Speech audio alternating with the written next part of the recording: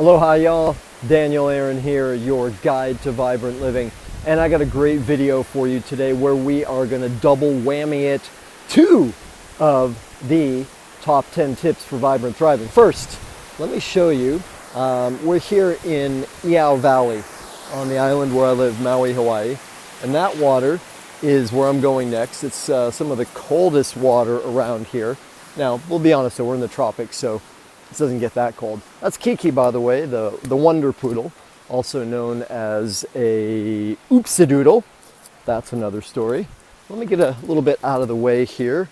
Hopefully we won't get run over, and share with you these top 10 tips. And by the way, if you are dedicated to the art of vibrant living, I'm guessing you are, you wouldn't be here, then please subscribe, share, like this video so we can get more of the word out to more people and have a more thriving planet. All right, now, the number one tip for today, and we'll get two, right? Because this is a feed 2 birds with 1 scone video. I know, you know what the normal phrase is. You may not be from the US, you may not have grown up with the kill 2 birds with 1 stone. Well, thank you, Mithra, my wonderful friend, stepdaughter, who taught me a different way of saying it. Because for years I thought, do I really want to be saying kill 2 birds with 1? No, I don't want to be saying that.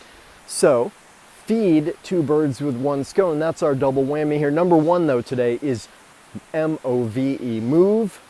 I know, it's so basic. It's almost like, how could you say that?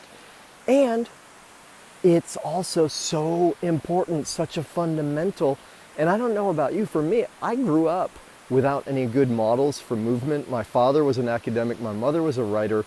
That produced a lot of sitting on our asses. That produced a lot of being overweight, right? And so I just didn't have models for movement. We didn't exercise.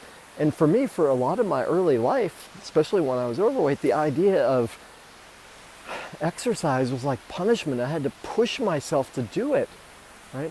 So as I grew into my dedication to the art of vibrant living, I discovered, wow, movement is so huge. I mean, for our brains, for neuroplasticity, for our mood, right? So powerful. More powerful, perhaps, and certainly safer, more beneficial side effects than mood-changing pharmaceuticals. And I'm not dissing those out of pocket. There may be a use for them. And one thing we know is movement, and of course meditation, which we'll talk about another time, are incredibly therapeutic. Now, I say move rather than yoga. Why? By the way, not only is move, M-O-V-E, one of my top 10 tips for vibrant thriving, it's also one of the Fantastic Four. The Fantastic Four are the 4 things that I say are absolutely essential on a daily basis to have an extraordinary life. Call them positive rituals, practices, habits, things you must do every day. And one of those is also move. So, and I say move rather than yoga, not to diss yoga. I've been into yoga for 30 years. I built a center, ran trainings. I practice every day. I love yoga, including, by the way, let's make the distinction, the physical practice of it, the asana, right? I love that part. And it's true, not all movement is created. There are different kinds of movement. Still, the most basic thing is move, right? And when we move, we open up to new things. When we move, we stimulate movement inside our bodies. And what's the basic definition of life, right? Yes, breath and movement. Rigor mortis, movement, rigor mortis, right? And you watch people that get old who haven't been moving, and getting old isn't necessarily a matter of years going by. And what happens? They get stiffer and stiffer and stiffer. And part of that is because they don't move so much. All right, so movement, it's not all created. There are different kinds of movement, and part of why I still love yoga so much is because if it's done well, thoughtfully, it is incredibly therapeutic, powerful. Now, let's switch over. Let's bridge to the other part here, which is top 10 tip, do something different. Right?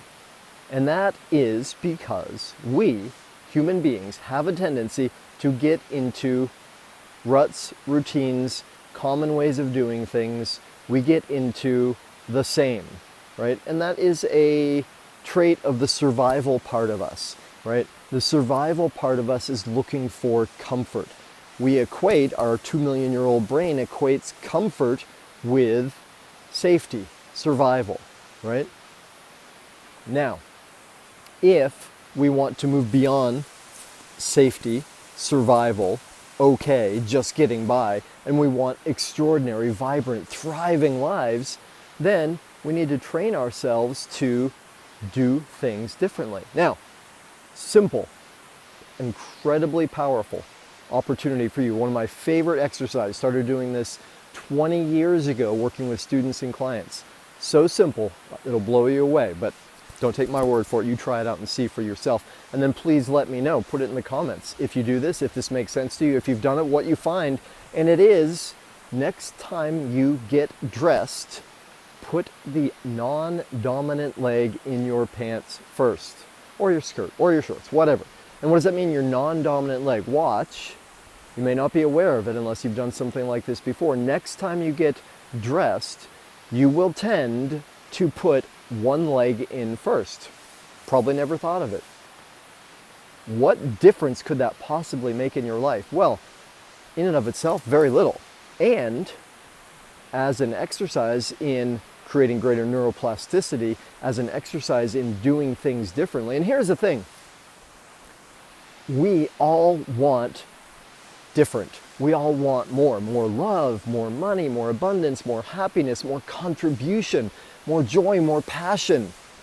And there is a truism in the personal and spiritual development world, which is we want something to be different, yet we keep doing the same old thing. So if you keep doing what you've always done, you'll get what you've always got.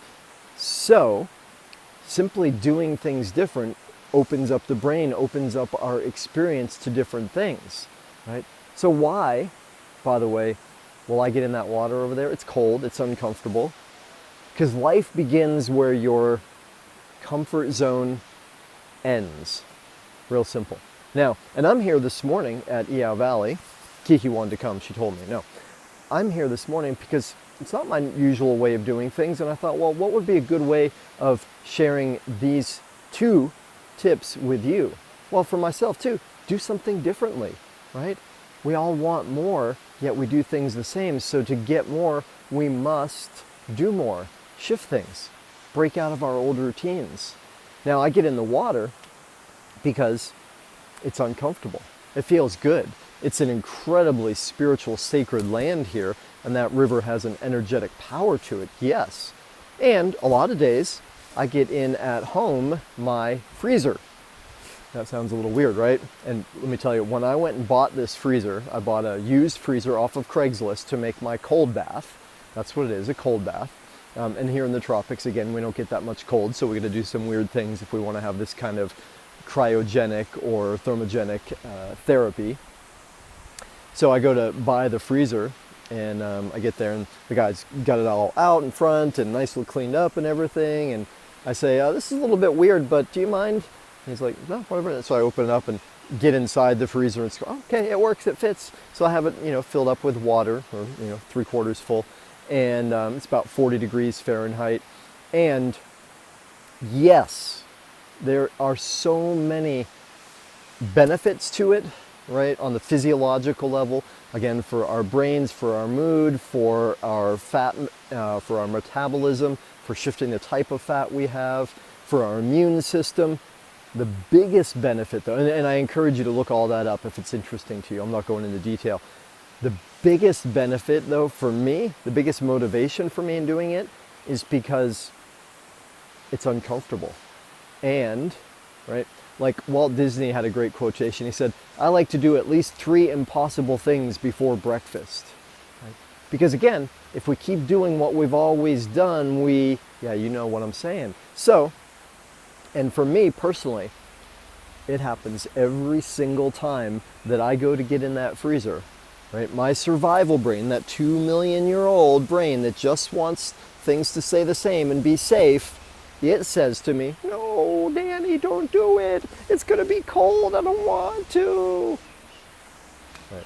So, I have to say, okay, thank you. I appreciate you. Survival is important, yes. I want to survive too. And there's somebody else that's leading this show.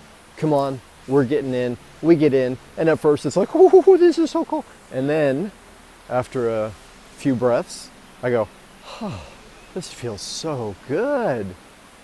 So let's wrap it up, y'all. Where are we at this point? Top 10 tips for a vibrant, thriving life. Right? For most of us, it doesn't happen automatically. We have to do things differently. We have to train ourselves, practice, put some energy in. The art of vibrant living, it is an art. It's going to be different for all of us. Most important tip from today is move. Move your body in ways you do. And maybe that means when you drive to the store, instead of looking for a space up front, park far away and you get a little walk in. Instead of riding the elevator up, take the stairs, right? Just these little things throughout the day. And if you're like me, if you do a lot of work at the computer, you're writing, whatever, periodically get up, stretch, move around, maybe use a standing desk. Maybe in between sessions, you do some pull-ups. By the way, this shirt my friend gave me, aloha y'all. I don't usually wear t-shirts. I like doing things differently sometimes too. And I have to remind myself, I get in my ruts just like everyone else.